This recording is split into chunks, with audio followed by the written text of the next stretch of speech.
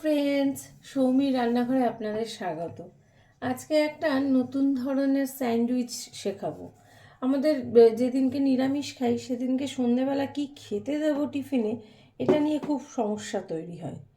এখানে দেখুন, আমরা একটা বাটিতে ছানা করে নিয়েছি।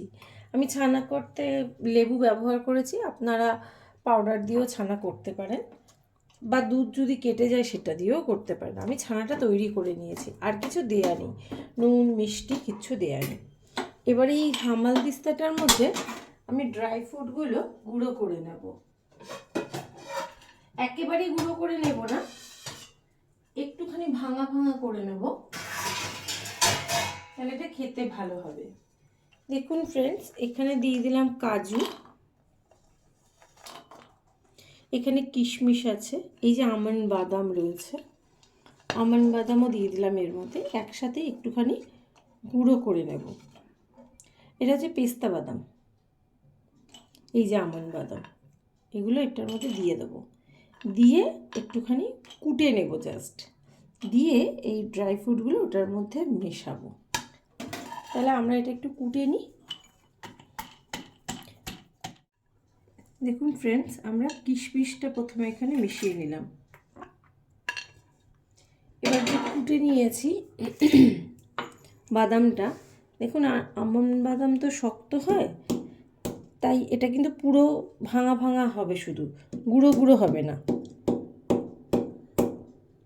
ঠিক আছে, যাতে সব কটাই একটুখানি ভাঙা ভাঙা হয়। এবার এই ছানাটার সাথে আমরা এটা মিশিয়ে নেব।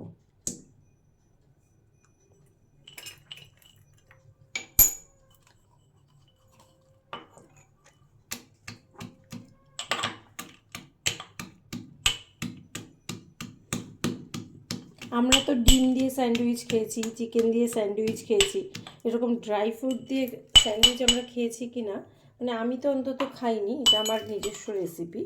আপনারাও খেয়েছেন কি না আমাকে একটু কমেন্ট বক্সে জানাবেন। আমি তো খাইনি, আমি তো আজকেই বানাবো, আপনাদের সাথেই আমি খাবো।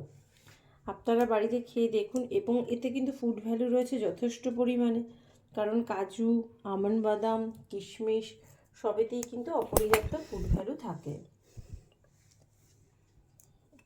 এবং এতে কিন্তু আমি কোনো অ্যাডেড সুগার, অ্যাডেড সল্ট কিচ্ছু দেব না, না দিয়ে এটাকে ভালো করে এই ছানাটার সাথে ভালো করে মিশিয়ে নেব। ভালো করে না মেশালে তো আমি পাউরুটিটা দিতে পারবো না ফ্রেন্ডস। এই দেখুন, মিশ্রণটা এরকমভাবে তৈরি হয়ে গেল। এবার দেখুন, 4টে পাউরুটি আমি ওখানে বিছিয়ে নিয়েছি। এই 4টে পাউরুটির মধ্যে আমি এটা দিয়ে একটা স্টাফিং তৈরি করব, একদম যাতে সমানভাবে সব দিকটায় পড়ে এমনভাবে একটা স্টাফিং তৈরি করব।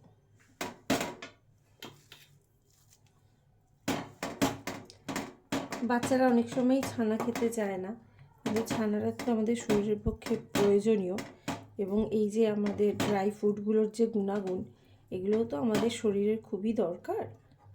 এইভাবে যদি আমরা খাই তাহলে কিন্তু আমাদের খেতে ভালো লাগবে।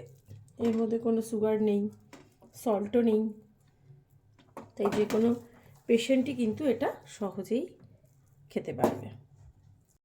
দেখুন ফ্রেন্ডস, স্টাফিংটা দেওয়া হয়ে গেছে।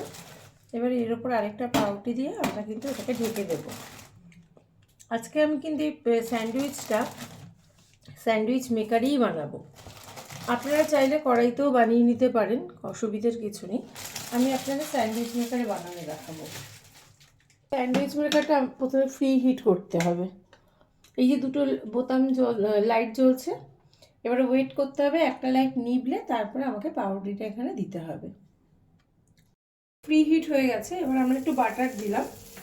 বাটারটা মেল্ট হয়ে গেলে ভালো করে আমরা ওপর নিচে সাইডে ভালো করে এটাকে মাখিয়ে নেব বাটারটাকে, কারণ এর মধ্যেই তো স্যান্ডউইচটা হবে, নাহলে স্যান্ডউইচটা ধরে যাবে। তাই অল্প একটু বাটার আমরা গ্রিস করে নিলাম পুরো স্যান্ডউইচ মেকারটার মধ্যে। এবার পাউরুটিগুলো ওর মধ্যে দিয়ে দেবো, মানে যেটাই আমরা স্টাফিং ভরেছিলাম।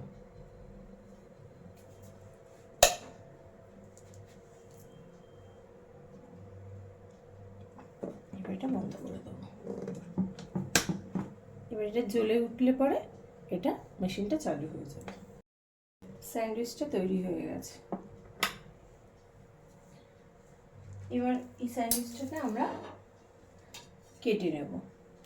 আগে আমরা একটা প্লেটে নাবিয়ে নিয়ে আমরা কাঁচির সাহায্যে এটাকে কেটে নেব।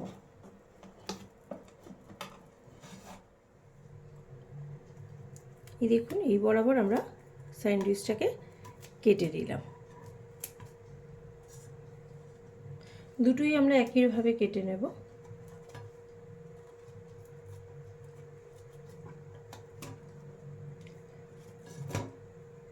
খুবই গরম স্যান্ডউইচটা। আপনারা এইভাবে চিকেন দিয়ে এগ দিয়ে আপনারা বানাতেই পারেন, আশা করি আপনাদের ভালোই লাগবে। আপনারা এরকমভাবেও বানিয়ে নিন, এটা নতুন ধরনের একটা স্যান্ডউইচ বানিয়ে খান, আশা করি আপনাদের ভালো লাগবে। কার কেমন লাগলো আমাকে কিন্তু অবশ্যই জানাবেন। নমস্কার।